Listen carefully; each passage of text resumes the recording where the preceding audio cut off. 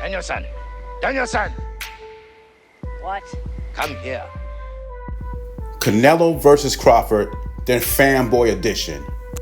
Daniel Hernandez says, "You said it's not our fault that our feelings get hurt, but you are really biased by saying that Canelo would only beat Crawford because of weight and power." So what he believes is that I said Canelo has no skill. Now the people that been on this channel for a while, and we broke down this fight over and over again, I said Crawford and Canelo are tremendously skilled fighters, great fighters, and I think far as skill wise, I think they cross each other out. Similar far as skill wise.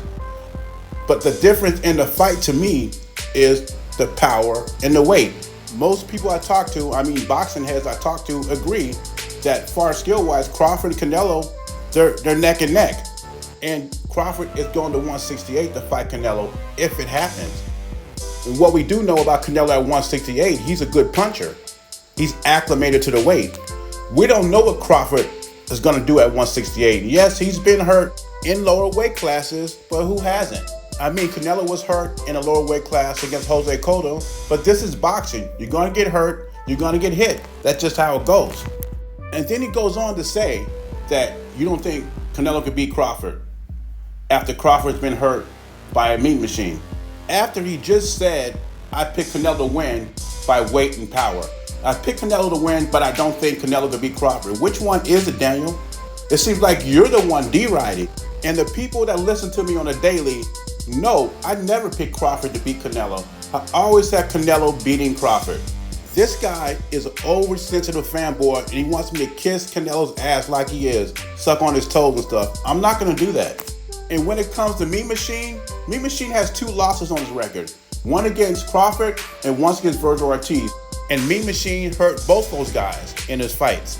So you can take that like you want to take it. It is what it is. And this guy, the Deep Sea 79, says I'm comparing Mayweather to Crawford. First of all, I wasn't comparing Mayweather to Crawford. And he says Mayweather has beaten 23 former world champs. I think the number is close to that. I don't know if that's the exact number. And Crawford has beaten 3, and that number is pretty close too. But I did not get the number. Maybe he can Google it for me. And I'm not comparing the two. But how many divisions have Mayweather cleaned out? Just asking. I know Crawford cleaned out too. And here's Daniel-san. Once again, I know this is just another biased black channel. And that is very interesting because I got Canelo beating Crawford. My top 4 pound for pound fighters are in your way: Canelo, Terence Crawford, and Usyk number 3 and 4. So I'm pretty sad for a black channel. If I was really a black channel, a pro-black channel as he calls it, I have Gervonta Davis, Errol Spence, Terence Crawford, Deontay Wilder. That would be my top 4. I've seen that on some pro-black pound for pound lists now. I think what it is Daniel Hernandez is a pro-Mexican, and that's cool. And you can't argue with pro-Mexicans, pro-blacks, and pro-whites because they got it fixed in their head is if you don't like my race of fighters, if you don't got my race of fighters as the best, then you're the racist instead of them being the racist. Or biased, as they call it. I think Coach Malachi said it best.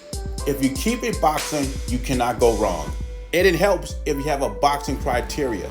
But the only one biased here and pro-Mexican is Daniel Hernandez, as I like to call him, Daniel-san.